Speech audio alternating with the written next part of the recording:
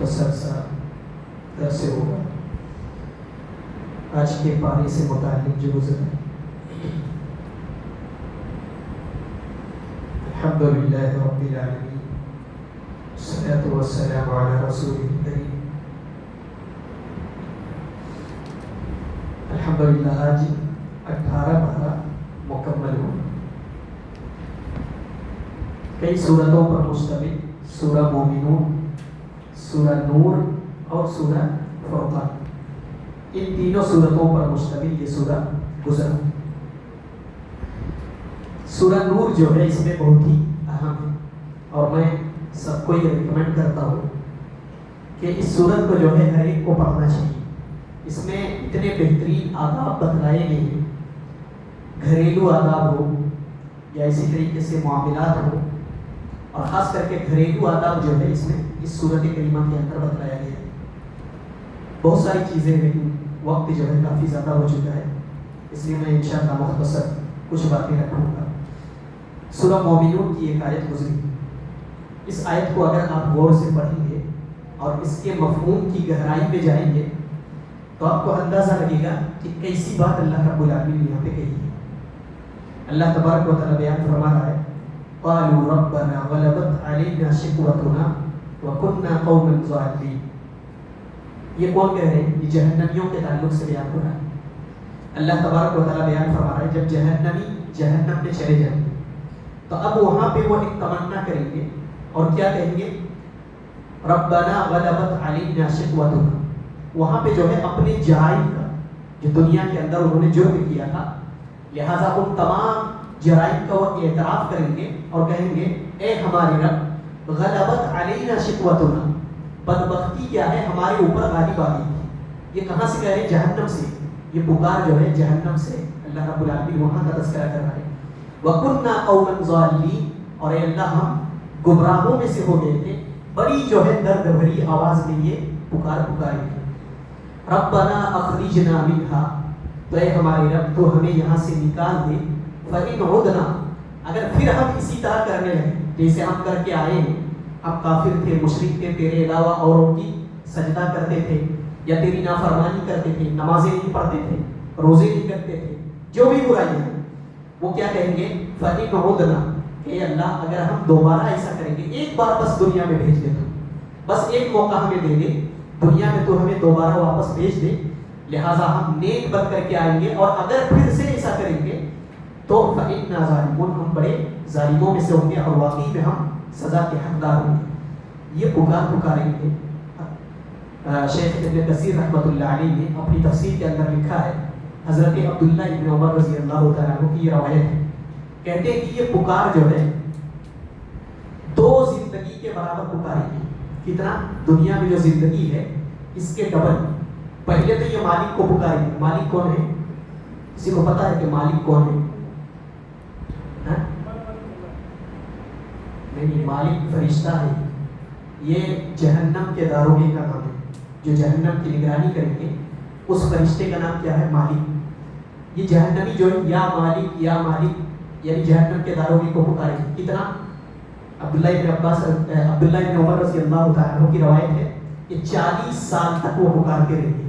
40 سال تک، گویا کہ دنیا کی زندگی کی لگ بھگ آدھی زندگی، اتنے دنوں تک پکارتے رہیں گے، یا مالک یا مالک، پانی پلا دے یا کھانا دے دے، اس طریقے سے جو ہے فرشتے کو۔ 40 سال کے بعد وہ التفات کریں گے جہنمیوں کی طرف، ہے کیا ہو گیا؟ لہٰذا جب التفات کریں گے اور ان کی طرف توجہ کریں گے تو وہ جواب دیں گے کہ جب تمہارے رب نے تم پر رحم نہیں کیا تو مجھ سے کیا کوئی کرتے ہیں؟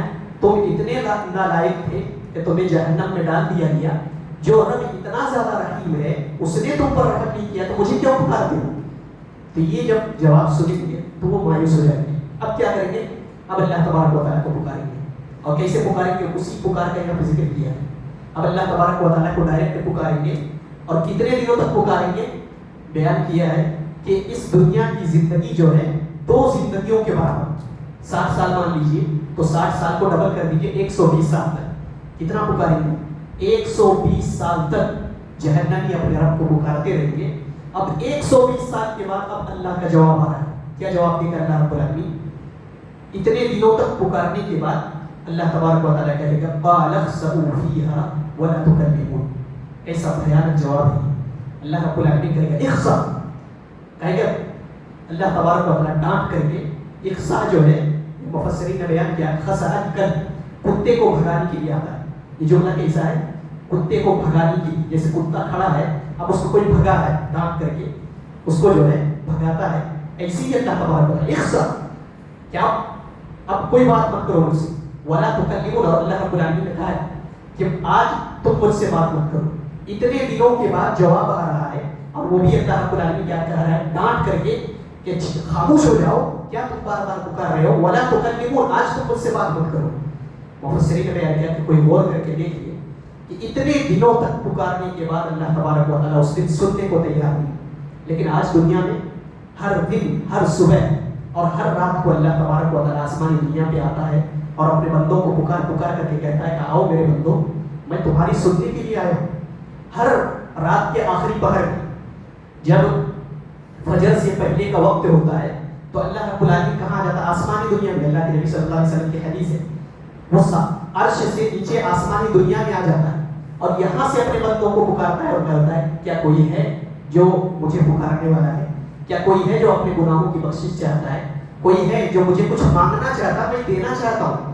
یہ روزانہ اللہ تبارک و تعالیٰ کہتا ہے. اب اندازہ لگاؤ کہ 120 سال تک کوئی پکارنے کے بعد اور اللہ تبارک و تعالیٰ یہ جواب دے رہا ہے. اب دنیا میں آپ کو کتنا جو ہے اللہ رب العالمین نے اختیار دے رکھا ہے، پھر بھی جو ہے بندہ اللہ سے غافل ہے. تو اندازہ لگائیے کہ اللہ تبارک و تعالیٰ اتنے دنوں تک پکارنے کے بعد یہ حال ہے، اور ابھی دنیا میں اتنا اختیار ہے کہ صرف آپ اللہ رب العالمین کے در پہ آ جائیں، ایک بار بس اللہ کو پکار لیں تو اللہ رب العالمین سننے کو راضی ہے. اندازہ لگائیے کہ اس دن اللہ سننے کو تیار ہے. کتنا غصہ اور کتنا ناراض ہوگا ہمارا رب کہ اللہ رب العالمین کا اخسا ولا تکلمون، خاموش ہو جاؤ، آج بات مت کرو مجھ سے.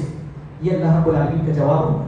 لہٰذا سوچنا چاہیے اور غور کرنا چاہیے کہ اس وقت جو ہے کتنی زیادہ مایوسی ہوگی. مفسرین نے بیان کیا دو طرح کے عذاب کو جو ہے جمع کر دیا گیا. ایک ہے ذہنی طور پر اور ایک ہے فزیکلی. جسمانی طور پر تو عذاب ہو رہا ہے جو آگ کا عذاب ہے. اب اندازہ لگائیے کہ جب کوئی مایوس ہو جاتا ہے، آگ میں تو جل رہا ہے لیکن ایک امید ہوتی ہے کہ شاید کبھی ایسا دن آئے گا کہ اب میں اس آگ سے نکل جاؤں گا، تو اس میں اتنی تکلیف نہیں ہوتی ہے. لیکن جب اس کو یہ پتا چل جائے کہ اب ہمیشہ اسی میں رہنا ہے، اب نکلنے کی کوئی امید نہیں، تو یہ عذاب جو ہے گویا کہ اس آگ کے عذاب سے زیادہ بھیانک ہوگا. کیا اب اسی میں رہنا، اب یہاں سے کبھی نہیں نکلنا. اب خود سوچ کر کے دیکھیے یہ کتنا بھیانک عذاب ہے. اللہ رب العالمین نے دو طرح کے عذاب یہاں پہ جمع کیا ہے، مینٹلی بھی اور فزیکلی بھی. یعنی کہ مینٹلی عذاب جو ہوگا وہ فزیکلی سے کہیں زیادہ سخت ہوگا. کیا یہی رہنا ہے، اب یہاں سے کبھی نکلنا نہیں ہے. کافروں اور مشرکوں کے تعلق سے ہے. تو اللہ تبارک و تعالیٰ نے ایسی بات کہی ہے کہ کوئی بھی غور کر لے اس میں تو واقعی میں جو ہے وہ اس کا جسم جو ہے رونگٹے کھڑے ہو جائے اور وہ غور کرنے پر مجبور ہو جائے. تو دنیا میں جو زندگی ہے اس کی قدر کرنی چاہیے. اللہ تبارک و تعالیٰ نے اسی کی طرف دعوت دی ہے. بہت ساری باتیں مجھے جو ہے آج کہنی تھی لیکن وقت بہت ہی کم ہے. ایک چیز جو کہ خواتین بھی موجود ہیں، مائیں اور بہنیں، ان کے تعلق سے ایک بات یہ کہ اللہ رب العالمین نے یہ تمام لوگوں کے لیے، مردوں کے لیے بھی ہے، عورتوں کے لیے بھی ہے. اچھا ایک چیز اور ہے ادب کے تعلق سے. گھر میں اگر کسی دوسرے کے گھر میں کوئی جاتا ہے اور داخل ہوتا ہے تو اس کا ادب کیا؟ قرآن و سنت میں یہ کیا ادب سکھلایا گیا؟ اللہ رب العالمین یہاں پہ بیان فرماتے ہیں یا ایھا الذین آمنوا لا تدخلوا بیوتا غیر بیوتکم. جب کسی دوسرے کے گھر میں جاؤ تو داخل مت ہو مگر دو شرطوں کے ساتھ. دو شرطیں کیا ہے؟ حتی تستأنسوا، پہلے اجازت لے لو، وتسلموا، اور سلام کر لو. سلام ہی گویا کہ اجازت ہے. اللہ کے نبی صلی اللہ علیہ وسلم کی حدیث ہے کہ جب کسی کے گھر میں جاؤ تو 3 مرتبہ سلام کرو، السلام علیکم السلام علیکم. اگر 3 مرتبہ جواب نہیں آتا ہے تو واپس پلٹ کر کے چلے جاؤ. لہٰذا بغیر اجازت کے اور بغیر سلام کی کسی کے گھر میں داخل ہونا یہ ادب کے خلاف ہے. یہ اللہ تبارک و تعالیٰ نے قرآن حکیم کے اندر بیان کیا ہے. ایک صحابی کے گھر میں گئے اللہ کے نبی صلی اللہ علیہ وسلم اور 3 مرتبہ جو ہے سلام کیا، لیکن صحابی نے جو ہے اندر سے کوئی نہ تو جواب دیا اور نہ ہی اجازت ملی. اللہ کے نبی صلی اللہ علیہ وسلم پلٹ کر کے جانے لگے. وہ صحابی فوراً جو ہے دروازے سے نکل کر کے آیا اور نبی پاک صلی اللہ علیہ وسلم سے لپٹ گئے. کہنے لگے اللہ کے رسول کہاں جا رہے ہیں؟ کہا مجھے کوئی جواب نہیں آیا تو میں بس واپس جا رہا ہوں. کہا نہیں اللہ کے رسول میں سن رہا تھا اور آپ کو جواب بھی دے رہا تھا لیکن میں پسند کر رہا تھا کہ میرے نبی بار بار سلام کریں اور میں اپنے نبی کو بار بار جواب دوں، اس لیے جو ہے میں خاموش ہوں. تو اللہ کے نبی آپ سلام کر رہے تھے, مجھے اچھا لگ رہا تھا کہ مجھے تمنا تھی میری کہ آپ بار بار سلام کریں اور آپ کے سلام کا جواب مجھے ملتا رہے. پھر انہوں نے جو ہے پکڑ کر کے اللہ کے نبی صلی اللہ علیہ وسلم کو لے لیا. تو اس طریقے سے اللہ کے نبی صلی اللہ علیہ وسلم کی ادب سکھلائی, 3 مرتبہ سلام کیا جائے, نہیں آتا ہے جواب تو آپ چلے جائیے واپس پلٹ کر کے. اور قرآن میں بھی یہی بات کہی ہے, فَإِن لَمْ تَجِدُوا فِيهَا أَحَدًا, اگر گھر میں کسی کو نہیں پاتے ہیں آپ تو ایسا ہی کہ گھس جائیے, فَلَا تَدْخُلُوهَا, گھسیے نہیں, حَتَّى يُؤْذَنَ لَكُمْ, جب تک کہ اجازت نہ دے دی جائے. وَإِن قِيلَ لَكُمُ ارْجِعُوا فَارْجِعُوا هُوَ أَزْكَىٰ لَكُمْ, اگر آپ سے کسی عذر کی بنیاد پر ممکن ہے کہ گھر میں اس وقت مناسب نہ رہا ہو کہ آپ وہاں پہ داخل ہوں, تو یہ کہا جائے تو واپس چلے جائیے, ابھی تو چلے جانا چاہیے. یہ اللہ رب العالمین نے ادب سکھلائی. اس کے بعد جو ہے نگاہیں نیچی رکھنے کا حکم دیا گیا ہے. قُل لِّلْمُؤْمِنِينَ يَغُضُّوا مِنْ أَبْصَارِهِمْ, مومنین مردوں سے, پہلے مردوں سے مخاطب ہے اللہ رب العالمین نے مومنوں سے کہہ دیجئے کہ اپنی نگاہیں نیچی رکھیں. اس کے بعد پھر مومنہ عورتوں سے کہا گیا وَقُل لِّلْمُؤْمِنَاتِ يَغْضُضْنَ مِنْ أَبْصَارِهِنَّ, اور مومنہ عورتوں سے بھی کہہ دیجئے کہ وہ اپنی نگاہیں نیچی رکھیں. اچھا, نگاہیں نیچی رکھ کے اس کے بعد اللہ رب العالمین نے ایک چیز کا اور تذکرہ کیا, وَيَحْفَظُوا فُرُوجَهُمْ, اور اپنے شرمگاہوں کی حفاظت کریں. پہلے نگاہ کا تذکرہ ہے, بعد میں شرمگاہ کی حفاظت ہے. اسے مفسرین نے بیان کیا ہے کیونکہ یہ جو برائی ہے یہ آنکھ سے ہی شروع ہوتا ہے. پہلے نظر لڑتی ہے, پھر نگاہ سے نگاہ ملتی ہے, پھر اس کے بعد جو ہے بات چیت ہوتی ہے, پھر اس کے بعد معاملہ آگے بڑھتا ہے اور کہاں تک پہنچتا ہے, برائی تک جو ہے معاملہ پہنچتا ہے. اس لیے پہلے نگاہ کی حفاظت, اگر نظر ہی نگاہ کی ہی حفاظت ہو گئی تو آگے کا معاملہ بڑھے گا ہی نہیں. اس لیے اللہ رب العالمین نے پہلے نگاہ کی حفاظت کا ذکر کیا ہے. لہٰذا کتاب و سنت سے یہ بہت ہی سختی کے ساتھ جو ہے کتاب و سنت کے اندر اس کا حکم دیا گیا ہے کہ اپنی نگاہ نظر کی جو ہے حفاظت کرنی چاہیے, یعنی کہ نیچے رکھنی چاہیے. اب نیچے رکھنے کا مطلب یہ نہیں کہ آپ نیچے نیچے جو ہے دیکھ کر کے چلتے رہ رہے ہیں اور کوئی گاڑی آئے اور آپ ایکسیڈنٹ ہو گئے, تو یہ مراد نہیں. نگاہ نیچی رکھنے سے مراد یہ ہے کہ ادھر ادھر یہاں وہاں ایسے جھانکتے ہوئے اور جو محارم ہے ان کو دیکھتے ہوئے نہ گزرے, بلکہ احتیاط کے ساتھ اپنی نظر کی جو ہے حفاظت کرتے ہوئے. اللہ کے نبی صلی اللہ علیہ وسلم کے ساتھ ایک صحابی تھے, حضرت فضالہ بن ابن عباس, حضرت فضالہ بن عباس رضی اللہ تعالیٰ, یہ چچا کے لڑکے تھے. ایک عورت آئی تھی ایسے کچھ مسئلہ پوچھنے کے لیے, خوبصورت تھی, تو یہ جو ہے اس عورت کو دیکھ رہے تھے. لہٰذا وہ عورت آئی, اب صلی اللہ علیہ وسلم سے کچھ پوچھنا چاہتی تھی. اب یہ عورت کو جو ہے تاڑ رہے تھے, تو اللہ کے نبی صلی اللہ علیہ وسلم نے ان کا سر پکڑا اور موڑ دیا پیچھے, کہا کہ دیکھو کسی عورت کو مت دیکھو, یہ اسلام کے اندر حرام ہے. تو نگاہ کی حفاظت کیا ہے اسلام میں, بنیادی گناہوں سے بچنے کا کیا ہے, بنیادی ارکان میں سے, اور یہ بہت ہی امپورٹنٹ ہے اسلام کے اندر. اس لیے نگاہ کی حفاظت کہہ کر کے گویا کہ برائی کو جو ہے جڑ سے ہی ختم کر دیا گیا. نگاہ یہ بنیادی چیز ہے, یہیں سے جو ہے شروعات ہوتی ہے, اس لیے اس کو پہلے لایا گیا. اس کے بعد ایک چیز اور ہے بہت ہی اہم ہے, وَلَا يُبْدِينَ زِينَتَهُنَّ, یہ عورتوں کے تعلق سے کہا گیا ہے کہ اپنی زینت کو ظاہر نہ کریں. کس کے سامنے؟ اجنبی مردوں کے سامنے زینت ظاہر نہ کرے. اس سے کیا مطلب ہے؟ مفسرین نے لکھا ہے کہ یہ زینت ظاہر نہ کرے, اس سے زینت کی جگہ مراد ہے. زینت کی جگہ کیا؟ چہرہ ہے, ہاتھ ہے, پاؤں ہے, اور اسی طریقے سے گلا, یہ زینت کی جگہ ہے. تو یہ جو زینت کی جگہ ہے صرف 12 لوگ ایسے ہیں جن کے سامنے وہ ظاہر کر سکتی ہیں. اس کے علاوہ کسی کے سامنے اجازت نہیں ہے کہ وہ اپنی زینت جو ہے ظاہر کرے, یعنی کہ ہاتھ, پاؤں, چہرہ, یہ جو ہے صرف 12 لوگوں کے سامنے ایک عورت ظاہر کر سکتی ہے. کون کون سے ہیں؟ مختصر اللہ تبارک و تعالیٰ نے بیان کیا ہے کہ وَلَا يُبْدِينَ زِينَتَهُنَّ إِلَّا مَا ظَهَرَ مِنْهَا إِلَّا لِبُعُولَتِهِنَّ. سب سے پہلے کون ہے؟ ان کا شوہر, ان کا ہسبینڈ. اچھا, یہاں پہ ایک وضاحت ضروری ہے. ہسبینڈ کے لیے جو ہے یہ صرف یہ جو زینت کی جگہ ہے یہی حلال نہیں ہے, بلکہ ایک عورت کا, یعنی کہ اس کی جو وائف ہے, اس کی بیوی کا مکمل جسم جو ہے اس کے لیے حلال ہے. یعنی کوئی بھی جسم کا کوئی بھی حصہ اس کے لیے حرام نہیں ہے. تو یہ وضاحت, یہ چونکہ یہ بھی انہیں میں سے, اسی لیے اللہ رب العالمین نے ان کا بھی ذکر اسی میں کر دیا ہے. تو سب سے پہلے کون ہے؟ شوہر. وآبائہن, ان کا باپ. ان کا باپ جو ہے زینت کی جگہ ایک عورت کا دیکھ سکتا ہے, باپ بیٹی کو دیکھ سکتا ہے, کوئی حرج نہیں. او آباء بعولتہن, اپنے شوہروں کے باپ. کیا مطلب؟ سسر.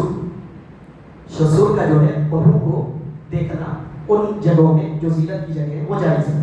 او ابنائہن, یا اپنے بیٹے جو ہے بیٹوں کے سامنے وہ ظاہر کر سکتی ہے. او ابناء بعولتہن, اسی طریقے سے شوہر کے بیٹے. شوہر کے بیٹے سے یہاں کیا مراد ہے؟ اللہ کی بیٹی, یعنی کہ شوہر سے کسی اور بیوی سے جو ہے پہلے نکاح ہوا تھا ان کے بچے ہیں, اور بعد میں دوسری بیوی سے نکاح ہوا ہے، یعنی کہ ماں جو ہے مختلف ہے، باپ ایک ہے، اس کو جو ہے اللہ کی بیٹے یا بیٹیاں کہی جاتی ہیں. تو ان کے تعلق سے او آباء بعولتی او ابناء بعولتہن، شوہر کے بیٹے، او اخوانہن یا اپنے بھائیوں کے سامنے، او بنی اخوانہن یا اپنے بھائی کے بیٹے، بھائی کے بیٹے یعنی کہ پھوپھی جو ہے اپنے بھتیجوں کے سامنے، پھوپھی کا بھتیجوں کے سامنے ظاہر کرنا جائز ہے.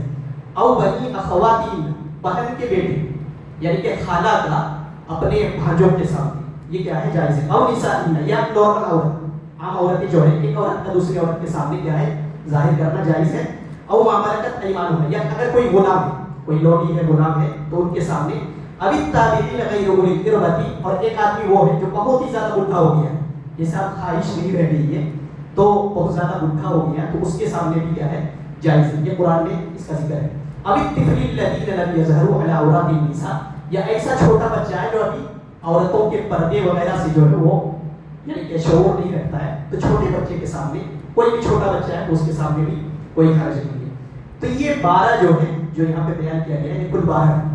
ان 12 لوگوں کے سامنے عورت اپنی زینت ظاہر کر سکتی ہے، اس کے علاوہ کوئی ایسا نہیں ہے جس کے سامنے یہ اپنی زینت جو ہے ظاہر کر سکتی ہے. یہ بھی ایک چیز اور وضاحت کر دینا چاہتا ہوں، جیسے چاچا ہے اور چاچی، تو چاچی کا اپنے بھتیجے کے سامنے ان کا جو ہے مکمل پردہ ہے. اسی طریقے سے ممانی، ماموں اور ممانی، ممانی کا بھانجے کے سامنے کیا ہے مکمل پردہ ہے.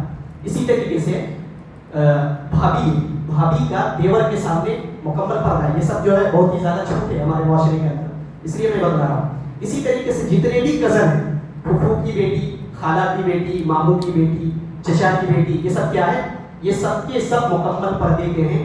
لہٰذا ان کے سامنے جو ہے ایک دوسرے کو دیکھنا، ایک دوسرے کا چہرہ دکھانا، ایک دوسرے کی زینتیں دکھانا، یہ سب کے سب کیا ہے حرام. تو یہ رہا مختصر جو ہے پردے کے تعلق سے جو میں نے اس صورت کے اندر ذکر کیا، کیونکہ یہ ساری چیزیں جو ہے بہت ہی اہم ہوتی ہے، اس لیے میں نے اس کو بیان کیا. اللہ تبارک و تعالیٰ سے دعا ہے کہ اللہ تبارک و تعالیٰ ہمیں ان تمام چیزوں پر عمل کرنے کی توفیق عطا فرمائے.